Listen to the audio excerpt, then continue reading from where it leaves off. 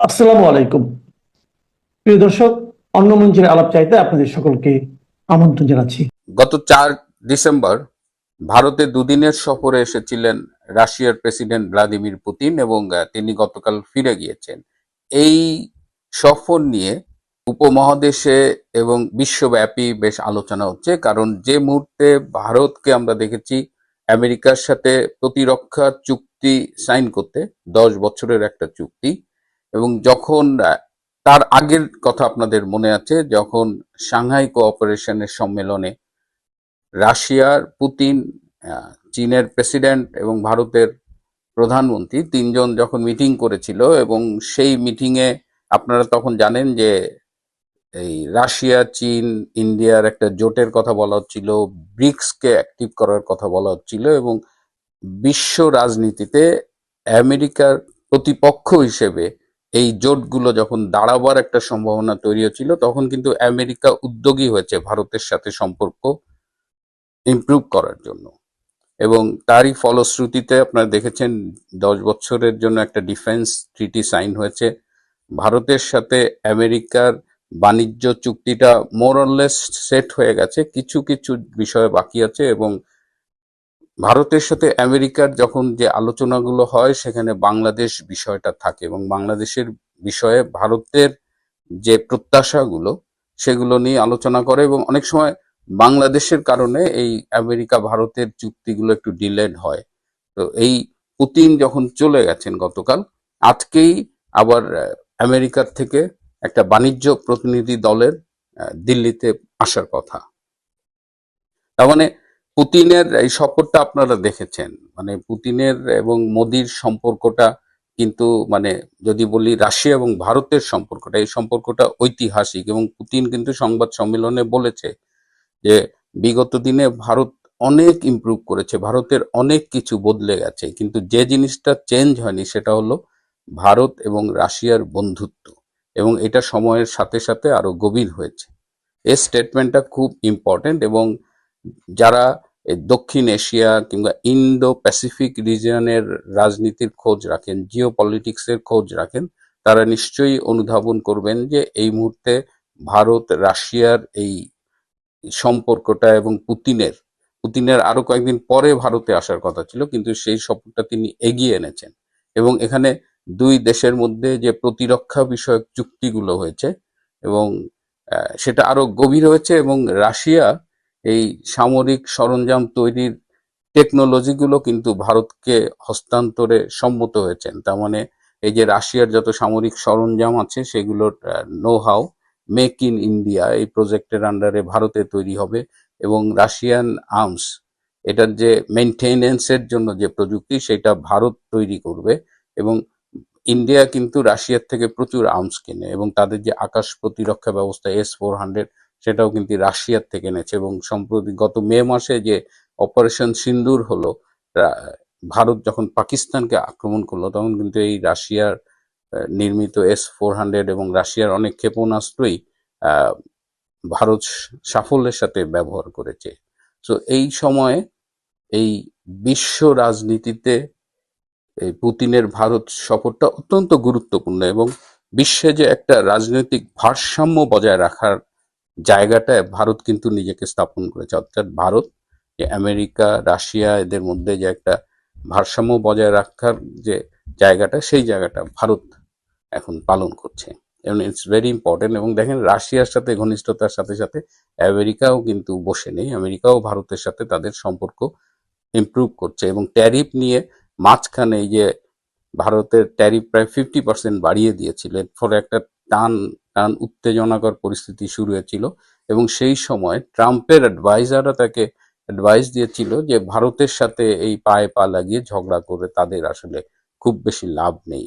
এবং তখনই ট্রাম্প কিন্তু তার পলিসি চেঞ্জ করে এবং ভারতের কাছে আবার বন্ধুত্বের হাত বাড়িয়ে দেয়, এবং বলেছিল, ট্রাম্পের আপনাদের সেই কথাটা মনে আছে, ট্রাম্প বলেছিল যে এই মুহূর্তে আপনারা হয়তো আমাকে পছন্দ করেন না, কিন্তু অচিরেই ভারতের মানুষ আমাকে পছন্দ করবে।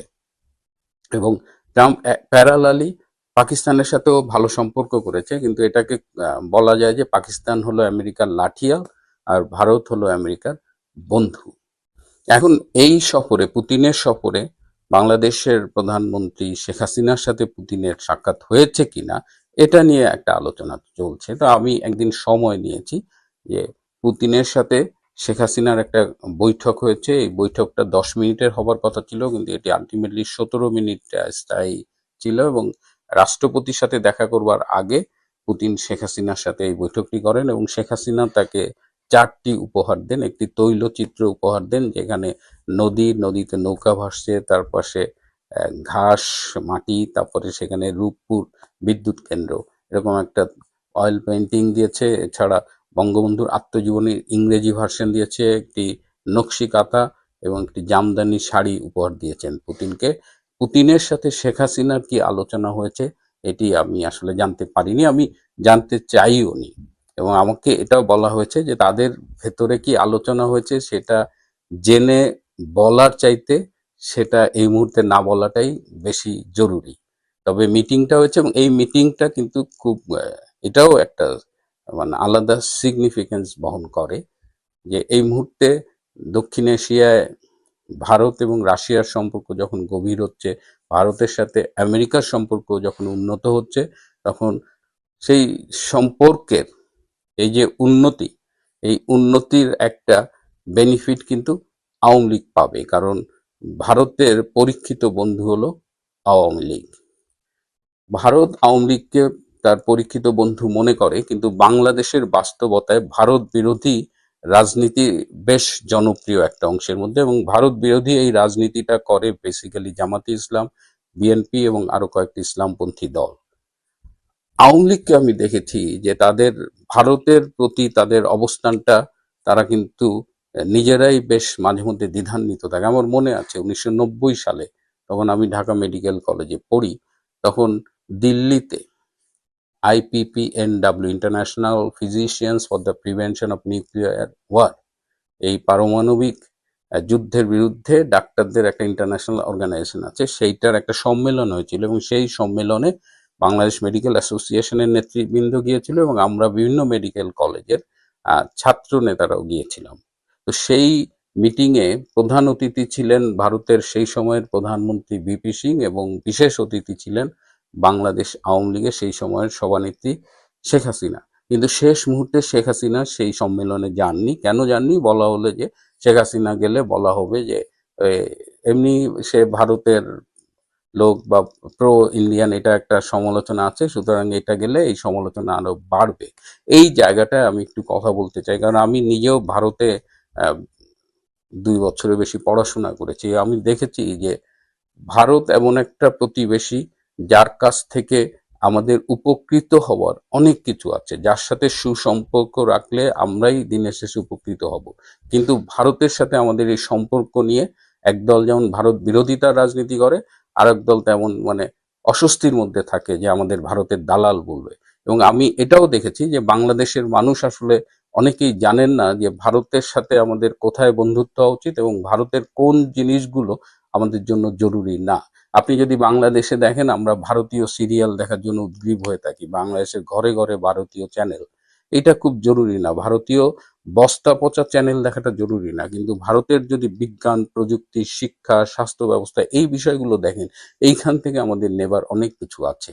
ভারতীয়র উপর আমরা বিভিন্ন নিত্য প্রয়োজনীয় পণ্যের জন্য নির্ভরশীল। সুতরাং ভারতের সাথে যদি আমাদের একটা বন্ধুত্বপূর্ণ সম্পর্ক থাকে, সেটা কিন্তু উভয় দেশকেই উপকৃত করবে। সুতরাং আওয়ামী লীগের আমার কাছে মনে হয় যে ভারতের ব্যাপারে, সম্পর্কের ব্যাপারে খুব স্পষ্ট একটা অবস্থান থাকা উচিত। এই বিরোধীরা কি বললো, কারণ ভারত বিরোধিতা যেমন একটা রাজনীতি, ঠিক বাংলাদেশের পক্ষে প্রতিবেশীর সাথে সুসম্পর্ক বজায় রাখা এটাও একটা রাজনীতি, এবং এই রাজনীতির বিষয়ে আওয়ামী লীগকে খুব স্পষ্ট একটা অবস্থান নেওয়া উচিত। এবং আজকে যে পুতিনের সাথে এই শেখ হাসিনার বৈঠক হলো, বা এই যে ভারত রাশিয়ার সম্পর্ক, এটার বেনিফিট আমি একটু আগেই বললাম যে এটার বেনিফিট কিন্তু আওয়ামী লীগের ঘরেও যাবে। এবং আপনি যদি রোহিঙ্গা সমস্যার কথা ভাবেন, মিয়ানমারের সাথে রাশিয়া এবং ভারতের সুসম্পর্ক রয়েছে, সুতরাং সেই সম্পর্ককে কাজে লাগিয়ে এই রোহিঙ্গা সমস্যার সমাধানেও ভবিষ্যতে কাজে লাগতে পারে। সো আজকে বাংলাদেশ আওয়ামী লীগ রাজনৈতিকভাবে যে প্রতিকূলতার মুখোমুখি আছে, এবং পর্দার আড়ালে যে খেলাগুলো চলছে, ভারতের সাথে আমেরিকা, ভারতের সাথে রাশিয়া এবং বাংলাদেশ নিয়ে এই দুই বৃহৎ শক্তির রাশিয়া এবং আমেরিকার আগ্রহ এবং তাদের তৎপরতা সব মিলিয়ে আগামী দিনে কিন্তু বাংলাদেশের রাজনীতিতে একটা পরিবর্তন আসার সম্ভাবনা তৈরি হয়েছে, এবং সেই পরিবর্তন এলে তার থেকেও আওয়ামী লীগ উপকৃত হবে। সুতরাং এই যে পুতিন যে ভারত সফর করে গেলেন এবং মোদি, শেখ হাসিনা সহ আরো অনেকের সাথে মিটিং করেছেন, এই মিটিং এর একটা প্রভাব দক্ষিণ এশিয়ার এবং ইন্দো প্যাসিফিক অঞ্চলের রাজনীতির উপরে যেমন পড়বে, বাংলাদেশের উপরে পড়বে, বাংলাদেশ আওয়ামী লীগের রাজনীতির উপরেও সেটা পড়বে। আমাদের শুধু এখন অপেক্ষা করতে হবে এই প্রভাবগুলো কিভাবে পড়ে সেটা দেখার জন্য। ভারতের সাম্প্রতিক প্রতিরক্ষা চুক্তিগুলো যা আমেরিকা এবং রাশিয়া উভয়ের সঙ্গে সই হয়েছে, সেগুলো বোঝার জন্য বাংলাদেশের সঙ্গে ভারতের সম্পর্কটাও বুঝতে হবে। কারণ দিল্লি আজ যে অঞ্চলগত নিরাপত্তা এবং ভূ রাজনৈতিক সমীকরণ নিয়ে ভাবছে, তার সঙ্গে ঢাকা বহুভাবে সম্পর্কিত, বিশেষ করে 2024 সালের আগস্টের পর ইউনূস মহাজনের ক্ষমতা দখলের পর থেকে। আর কথায় কথায় ইউনূস মহাজন এবং তার বৃদ্ধ সামরিক কর্মকর্তা বন্ধুরা তো মুখে ফেনা তুলে ফেলছেন ভারতকে ভেঙে ফেলার হুমকি ধামকি দিয়ে। আর 2024 সালের আগস্ট সন্ত্রাসের পর আওয়ামী লীগকে সরিয়ে ক্ষমতা দখল এবং প্রধানমন্ত্রী শেখ হাসিনাকে সামরিক বিমানে ভারতে রেখে আসার পর সম্পর্ক তো নতুন মাত্রা নিয়েছে, এটা স্বীকার করতে হবে, তাই না? এই অবস্থায় যুক্তরাষ্ট্র, ভারত 10 বছরের প্রতিরক্ষা চুক্তি এবং একই সময়ে রাশিয়ার সঙ্গে ভারতের সামরিক লজিস্টিক চুক্তি, দুটোই বাংলাদেশের নিরাপত্তা এবং কূটনৈতিক পরিসরের সঙ্গে সরাসরি জড়িত। কেননা বঙ্গোপসাগর, আন্দামান সাগর, ভারত মহাসাগরের উত্তর পূর্বাঞ্চল সবই এখন ইন্দো প্যাসিফিক কৌশলের অংশ, আর বাংলাদেশ সেই জোনের কেন্দ্রের কাছাকাছি বসে আছে। প্রশ্নটা তাই শুধু ভারত কেন এত প্রতিরক্ষা চুক্তি করছে সেটা নয়, বরং এর তরঙ্গ বাংলাদেশের দিকে কিভাবে এসে লাগবে সেটাও সমান গুরুত্বপূর্ণ। রাশিয়ার প্রেসিডেন্ট ভ্লাদিমির পুতিন ভারত সফর করছেন। বৈশ্বিক বাস্তবতায় ভ্লাদিমির পুতিন সেই ব্যক্তি প্রেসিডেন্ট ট্রাম্পের পরেই যার নাম আলোচিত। এর আগে মার্কিন যুক্তরাষ্ট্রের সঙ্গেও এই প্রতিরক্ষা চুক্তি হয়েছে ভারতের। ভারত এই মুহূর্তে যে গতিতে একের পর এক প্রতিরক্ষা চুক্তি করছে, সেটা কোনো বিচ্ছিন্ন কূটনৈতিক ঘটনা নয়, বরং এটা আসলে একটি বড় কৌশলগত পুনর্গঠন বা কৌশলগত সিদ্ধান্তের অংশ। রাশিয়ার সঙ্গে সামরিক লজিস্টিক চুক্তি, আবার একই সময়ে যুক্তরাষ্ট্রের সঙ্গে 10 বছরের প্রতিরক্ষা কাঠামো চুক্তি, এই দুই চুক্তি পাশাপাশি রেখে দেখলে ভারত কি করতে চায় সেটি বেশ স্পষ্ট হয়ে যায়। ভারত কারো শিবিরে পুরোপুরি ঢুকছে না, এটা নিশ্চিত, বরং সে নিজেকে এমন এক জায়গায় বসাচ্ছে যেখানে থেকে সবাইকে একসঙ্গে কাজে লাগানো যায় নিজের শর্তে। এখানে প্রথম যে বিষয়টা বোঝা দরকার তা হলো ভারতের নিরাপত্তা বাস্তবতা। ভারত একমাত্র এমন বড় শক্তি যার একসঙ্গে দুই পারমাণবিক শক্তিধর প্রতিপক্ষ পাকিস্তান এবং চীন দুটি দিক থেকে চাপ সৃষ্টি করে। পশ্চিমে পাকিস্তান, উত্তরে ও পূর্বে চীন। কাগজে কলমে শান্তি থাকলেও বাস্তবে সীমান্ত মানেই স্থায়ী উত্তেজনা। বাংলাদেশ দিয়েই তার প্রমাণ। লাদাখে চীনের সঙ্গে সংঘাত, কাশ্মীরে পাকিস্তান সমর্থিত জঙ্গিবাদ এবং বাংলাদেশকে কেন্দ্র করে পাকিস্তান যে ইস্টার্ন ফ্রন্ট বা পূর্ব ফ্রন্ট খোলার ঘোষণা দিয়েছে, এটাকেও এসব ধর্তব্যে আনতে হবে। এই যে তিনটি ফ্রন্ট ভারতের নিরাপত্তা ভাবনার কেন্দ্রবিন্দু হয়ে উঠেছে। এই বাস্তবতায় ভারত কোনো একটি শক্তির ওপর পুরোপুরি নির্ভর করতে পারে না, এটা যে কোনো বুদ্ধিমান রাষ্ট্রই করবে না। নির্ভরতা মানেই হচ্ছে ভবিষ্যতের ব্ল্যাকমেইল। ব্ল্যাকমেইল কে হতে চায় বলুন? ঠিক এখান থেকেই ভারতের বহুমুখী প্রতিরক্ষা চুক্তির ঘটনাটা দর্শনটা জন্ম নেয়। একদিকে যুক্তরাষ্ট্র এবং পশ্চিমা প্রযুক্তি, তথ্য বিনিময়, গোয়েন্দা সহযোগিতা, অন্যদিকে রাশিয়ার সঙ্গে লজিস্টিক সাপোর্ট, অস্ত্র রক্ষণাবেক্ষণ, যৌথ মহড়া। ভারতের লক্ষ্য একটাই, যুদ্ধ হলে যেন কারো দরজায় দাঁড়িয়ে অনুমতির অপেক্ষায় থাকতে না হয় ভারতকে। রাশিয়ার সঙ্গে সাম্প্রতিক রেলস চুক্তি এই কৌশলের একটি বড় স্তম্ভ। এর অর্থ শুধু কাগজে কলমে সহযোগিতা নয়, বরং বাস্তবে রাশিয়ার সামরিক ঘাঁটি ভারতীয় বাহিনীর ব্যবহারের জন্য খুলে গেল। মধ্য এশিয়ার একাধিক রুশ ঘাঁটি যেখানে রণতরী, যুদ্ধবিমান, ডুবোজাহাজের লজিস্টিক সাপোর্ট পাওয়া সম্ভব। এই সুবিধা ভারতের জন্য বিশাল কৌশলগত লিভারেজ। বিশেষ করে আফগানিস্তান, পরবর্তী মধ্য এশিয়া, চীনের পশ্চিমা পশ্চিমাঞ্চল, পাকিস্তানের উত্তর পশ্চিম দিক সব মিলিয়ে ভারতের নজরদারির পরিধি অনেক বড় এবং বিরাট হয়ে গেল। এর সমান্তরালে যদি যুক্তরাষ্ট্রের ব্যাপারটি ধরি, যুক্তরাষ্ট্রের সঙ্গে 10 বছরের প্রতিরক্ষা কাঠামো চুক্তি আবার আরেক ধরনের শক্তি এনে দিচ্ছে ভারতকে। এই চুক্তি মূলত প্রযুক্তিগত তথ্য ও অপারেশনাল সমন্বয় নিয়ে। ভারত এখন মার্কিন স্যাটেলাইট ডেটা, নজরদারি ব্যবস্থা, সাইবার প্রতিরক্ষা কাঠামোর সঙ্গে অনেক বেশি যুক্ত। চীনের নৌতৎপরতা, ইন্দো প্যাসিফিক শক্তির ভারসাম্য, এই সবকিছুকে যুক্তরাষ্ট্র ভারতের পাশে থাকতে চায়। কারণ ওয়াশিংটনের কাছে ভারত এখন কেবল একটি অংশীদার বা বন্ধু নয়, বরং একটি স্ট্র্যাটেজিক কাউন্টার ওয়েট। কিন্তু প্রশ্ন হলো, ভারত কেন এত একসঙ্গে রাশিয়া এবং যুক্তরাষ্ট্রের মতো পরস্পর বিরোধী শক্তির সঙ্গে চুক্তি করছে বলুন তো? এর উত্তরটা লুকিয়ে আছে ভারতের স্ট্র্যাটেজিক অটোনমি ধারণায়। স্নায়ুযুদ্ধের সময় যেমন ভারত নন অ্যালাইনমেন্টের কথা বলতো, এখন সেই ধারণা আরো আধুনিক রূপে ফিরে এসেছে, মাল্টি অ্যালাইনমেন্ট। ভারত বুঝে গেছে ভবিষ্যতের বিশ্ব একক মেরু থাকবে না, হবে না। যুক্তরাষ্ট্র থাকবে, চীন থাকবে, রাশিয়াও থাকবে। এই তিন শক্তির টানাপোড়েনে যারা নিজেদের জায়গা তৈরি করতে পারবে তারাই প্রকৃত স্বাধীন শক্তি হয়ে উঠবে। এই প্রতিরক্ষা চুক্তিগুলোর আরেকটি বড় ব্যাকগ্রাউন্ড হলো ইউক্রেন যুদ্ধ। এই যুদ্ধ শুধু ইউরোপের মানচিত্র বদলাচ্ছে না, এটি গোটা বৈশ্বিক শক্তির হিসেব এলোমেলো করে দিয়েছে। রাশিয়া এখন পশ্চিমা নিষেধাজ্ঞায় জর্জরিত। জ্বালানি রপ্তানি তার যুদ্ধ অর্থনীতির প্রধান ভরসা। ভারত সে সুযোগ নিয়ে সস্তা তেল দিয়ে বিশাল অর্থনৈতিক সুবিধা নিয়েছে, কিন্তু এই সুবিধার সঙ্গে ঝুঁকিও তার বেড়েছে। যুক্তরাষ্ট্র বারবার শুল্ক, নিষেধাজ্ঞা আর চাপ দিয়ে দিল্লিকে একটি নির্দিষ্ট লাইনে আনতে চাইছে। ভারত এই চাপের জবাব দিচ্ছে প্রতিরক্ষা চুক্তির মাধ্যমে। সে পরিষ্কারভাবে দেখিয়ে দিচ্ছে যে সে কারো কোনো স্যাটেলাইট বা উপগ্রহ রাষ্ট্র নয়। ভারতের প্রতিরক্ষা চুক্তির আরেকটি বড় কারণ নিজস্ব সামরিক রূপান্তর। গত এক দশকে ভারতের সামরিক নীতিতে বড় ধরনের পরিবর্তন এসেছে। আগে ভারতের কৌশল ছিল সরঞ্জাম আমদানি করে বাহিনী চালানো, এখন লক্ষ্য হচ্ছে প্রযুক্তি হস্তান্তর, যৌথ উৎপাদন এবং নিজস্ব প্রতিরক্ষা শিল্প গড়ে তোলা। পশ্চিমা দেশগুলো থেকে যেমন অ্যাডভান্সড ইলেকট্রনিক ড্রোন, সাইবার ও নেটওয়ার্ক সেন্ট্রিক ওয়ারফেয়ারের প্রযুক্তি নেওয়া হচ্ছে, তেমনি রাশিয়া থেকে এখন jet engine, missile technology, submarine design, এই ক্লাসিক হার্ড পাওয়ার আসছে। এই দুই ধারার মিশ্রণেই ভারতের ভবিষ্যৎ সেনাবাহিনী তৈরি হচ্ছে বা সামরিক পরিকল্পনা তৈরি হচ্ছে। চীনের বিষয়টি এখানে আলাদা করে বুঝতে হবে। ভারত এবং চীনের দ্বন্দ্ব শুধু সীমান্ত নিয়ে নয়, এটি প্রভাব নিয়েও।